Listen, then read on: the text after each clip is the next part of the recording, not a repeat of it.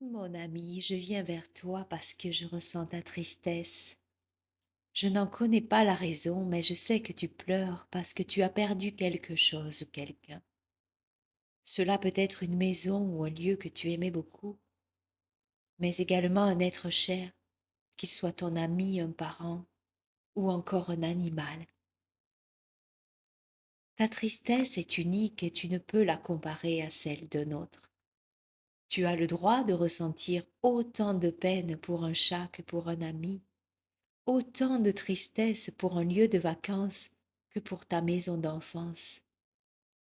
N'écoute pas ceux qui te diront un de perdu, 10 de retrouvé, ou attends, c'est qu'un chat, ou tu as quel âge pour pleurer comme ça.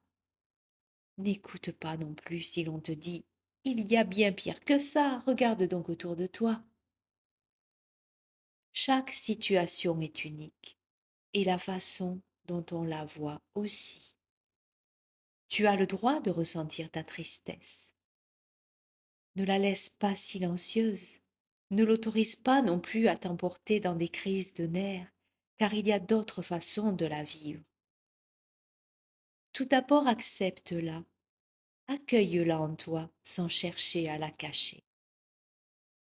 Tu devras parfois la cacher dans certaines circonstances, mais dès que tu peux, laisse-la s'exprimer. Si tu peux pleurer, laisse couler tes larmes, car l'eau des yeux purifie l'âme. Si ta tristesse est trop profonde pour la laisser s'écouler, exprime-la en écrivant, en dessinant, en jouant de la musique. Il n'y a pas que les mots pour exprimer ce que l'on ressent. Trouve juste ton moyen d'expression à toi, celui qui te convient, même s'il est différent de ceux qui t'entourent. Et si l'on te demande pourquoi tu ne pleures pas, réponds juste, est-ce là la preuve de mon absence de tristesse? Ceux qui t'aiment ne te jugent pas. Ils sauront voir que tu es triste. Ils seront là pour te réconforter. C'est la seule chose que tu dois attendre de quelqu'un dans ces moments-là, du réconfort de la part de celui ou celle qui t'ouvre les bras pour accueillir ta tristesse et la rendre plus supportable. Je suis sûre que tu as près de toi au moins une personne que tu aimes beaucoup et qui saura accueillir ton cœur lourd sans te poser de questions, sans te donner de conseils, sans te demander d'arrêter de pleurer. Tu peux aussi confier ta peine à un animal, à un arbre, à ton ange gardien. Eux aussi t'accueilleront sans te poser de questions. Ils seront juste là pour toi. Une fois ta tristesse acceptée, cherche les émotions qui se cachent derrière elle. Peut-être y trouveras-tu la déception, la culpabilité, la colère, le regret et aussi le manque. Évalue ton manque.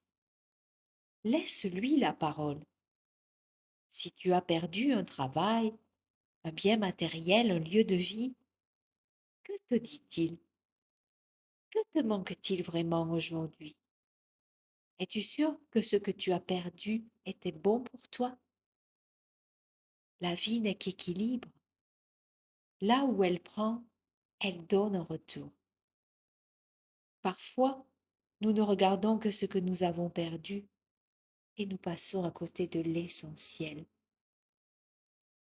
Que t'a donné la vie en retour de ce qu'elle t'a pris? Prends le temps de chercher et tu trouveras. Si tu ne trouves rien, c'est que tu n'as pas suffisamment élargi ta vision. Alors attends un peu et tu verras que dans quelques jours, la lumière de ta conscience éclairera ta situation. Quand on perd un être cher dans la mort, le manque est fort et insoutenable. Je vais te raconter une petite histoire. Elle est vraie. Au cours d'un séminaire, j'ai rencontré un monsieur qui venait de perdre son père atteint d'une grave maladie. Cet homme a expliqué qu'il avait passé des jours entiers à pleurer. Il avait l'impression que sa tristesse ne finirait jamais. Puis un matin, en se levant, il se demanda: pourquoi suis-je triste? La réponse arriva sans tarder. Il savait que son père était libéré de sa maladie et qu'il reposait en paix. Il n'y avait donc aucune inquiétude à avoir pour lui.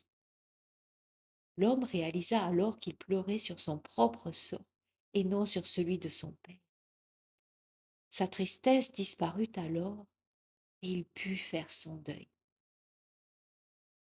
Bien sûr, avant cette prise de conscience, il y a bien des étapes à franchir, notamment quand la mort nous sépare de l'être que l'on aime. Mon ami, peut-être es-tu triste aujourd'hui parce qu'une personne que tu aimes très fort est partie loin de toi, dans un endroit qui l'attire et où un travail et une nouvelle vie l'attendent. Je comprends ta tristesse. Accepte-la, puis demande-toi pourquoi tu souffres. Si cette personne est heureuse où elle se trouve et qu'elle te donne des nouvelles, si tu ressens de la joie dans son cœur, si tu sens qu'elle vibre dans sa nouvelle vie, alors pourquoi es-tu triste? Que se cache-t-il derrière ta tristesse? Ne pleures-tu pas sur ton sort? Tu peux aussi être triste parce que tu as perdu un amour.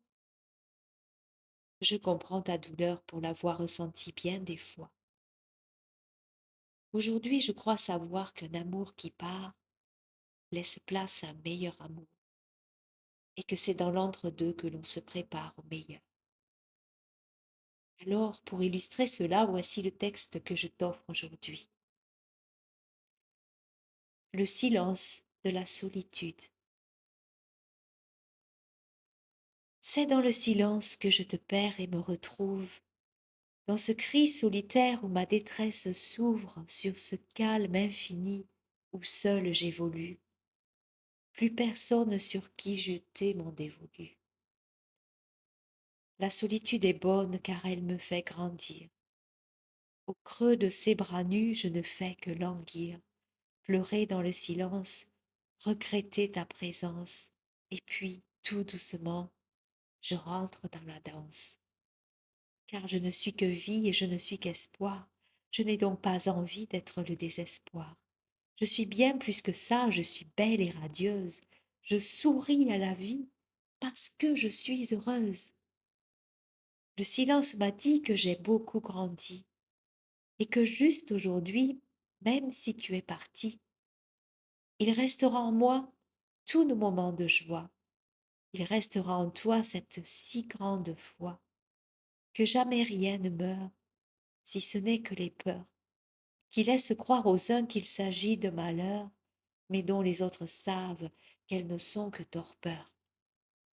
Car pour celui qui croit que l'amour ne meurt pas, alors soudain il voit qu'un départ n'est qu'un pas, un petit pas de plus, tout comme un saut de puce, vers l'amour infini et vers les cœurs guéris. Merci à toi de m'avoir écouté. Je te dis à bientôt.